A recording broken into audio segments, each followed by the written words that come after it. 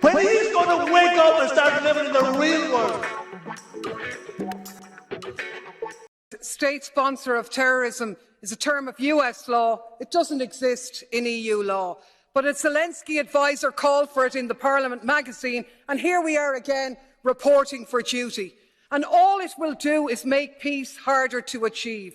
Exactly, of course, what the extremists want. No peace, no off-ramps, all bridges burning, and Ukraine a permanent abattoir in a suicidal holy crusade against Russia. So, if you want to start naming state sponsors of terrorism, let's do it. European sponsorship of Israeli terrorism in Palestine, Western sponsorship of Saudi terror in Yemen, ISIS, the product of French, American, British, Turkish and Gulf sponsorship in Syria and Iraq. Decades of right-wing US-backed terrorism against the Cuban Revolution, the Contras in Nicaragua, death squads in Guatemala, in El Salvador. Remember Vietnam, Laos, Cambodia, horror after horror, terror after terror. There's nothing constructive about the pot calling the kettle black. Would he ever cop on, start championing peace and end the war which is patently in the interests of EU, Ukrainian and Russian citizens? When Russia drops bombs on built-up areas in Ukraine, I have no doubt that the people in Ukraine underneath the bombs are terrorised.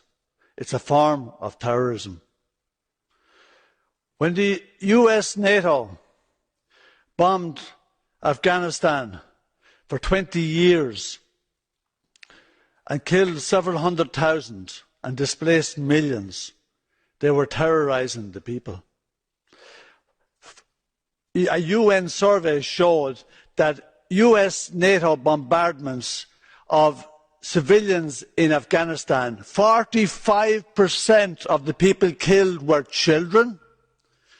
When the US killed over 1 million civilians in Iraq, was that terrorism?